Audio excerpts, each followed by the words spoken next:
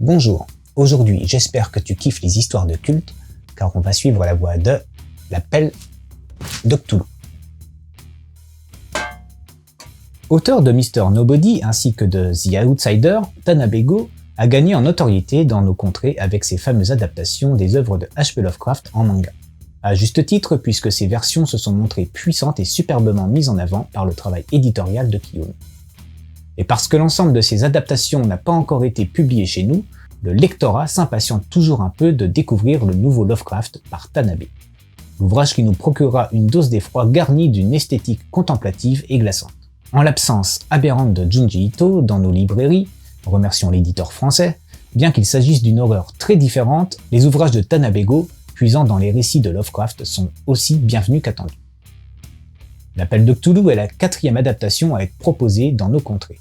Il s'agit de l'un des travaux les plus récents de Tanabe puisque celui-ci fut publié entre le printemps et la fin d'année 2019, au sein du magazine Seinen Comic Beam de l'éditeur Kadokawa. Le tout fut compilé en un unique ouvrage en décembre 2019 au Japon et paraît donc lors de la rentrée 2020 dans nos contrées.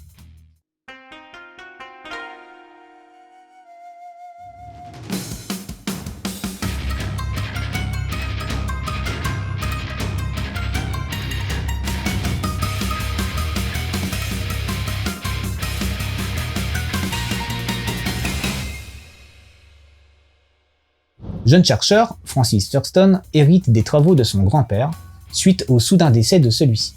La lecture de ses écrits et la trouvaille d'une mystérieuse tablette en argile vont mettre Francis sur la voie des fouilles de son défunt parent, celles autour du mystérieux culte de Cthulhu. Des individus ayant des visions par leurs rêves suite à un séisme gigantesque, la découverte de sectes idolâtrant dans la violence de mystérieuses entités, les pièces du puzzle vont s'emboîter au fil de la lecture de Francis, qui va chercher à mener sa propre enquête sur ce culte qui a valu à son grand-père une mort prématurée.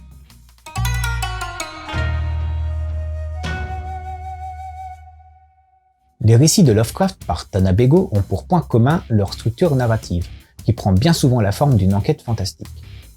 À chaque chapitre, son lot de découvertes et la progression de ses investigations surnaturelles plongent le lecteur, mais aussi le ou les personnages principaux, dans une situation toujours plus effroyable. La forme diffère parfois, par exemple dans Les Montagnes Hallucinées qui présentait une escapade en terre inconnue, là où le présent récit présente une enquête plus stricte avec son lot de témoignages et de rencontres. Mais globalement, la recette ne dépayse pas. Qu'à cela ne tienne, ce voyage déstabilisant demeure le rôle du récit en lui-même.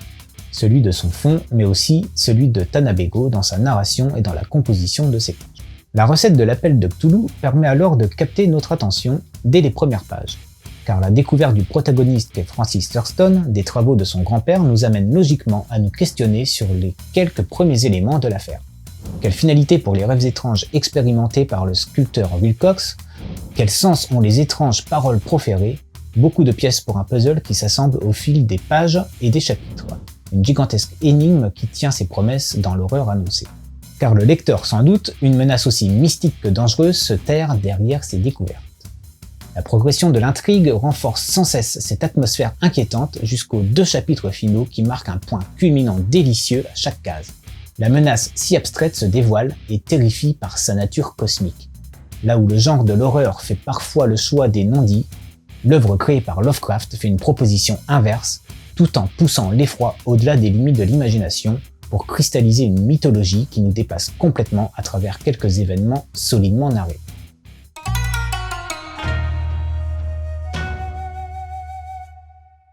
Alors, la patte de Tanabe intervient une nouvelle fois pour nous ébahir.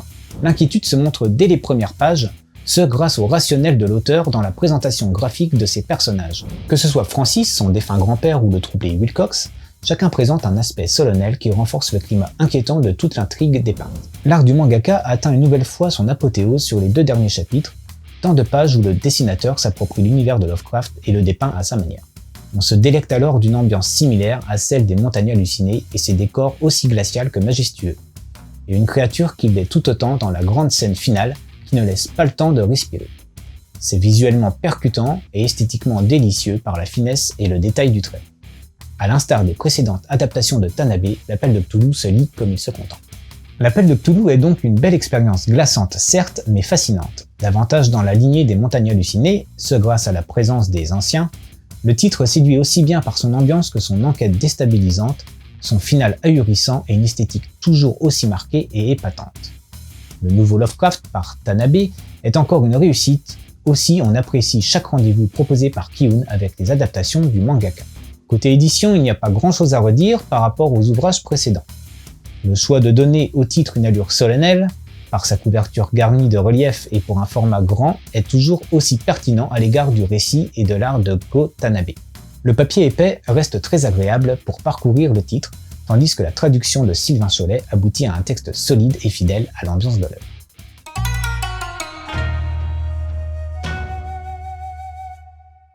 Pour compléter ta lecture, je peux te conseiller d'abord de lire la nouvelle du même nom de Howard Phillips Lovecraft, le père de l'horreur moderne, enfin du début du XXe siècle, mais bon. Ensuite, tu peux lire l'adaptation de La couleur tombée du ciel de Tanabe. Une météorite s'écrase dans le champ d'une famille de fermiers, des phénomènes étranges vont alors se produire. Puis tu peux jeter un œil à Dagon de Stuart Gordon, l'adaptation ciné d'une autre histoire de Lovecraft, arrangée et transposée à nos jours. Mais qui vaut quand même son détour parce que, Stuart Gordon quoi.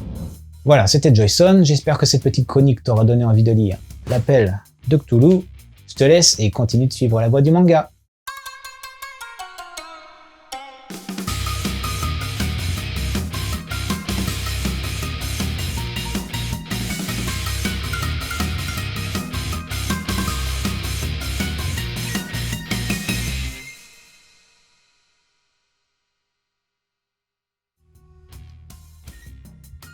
Spécial appel en fait.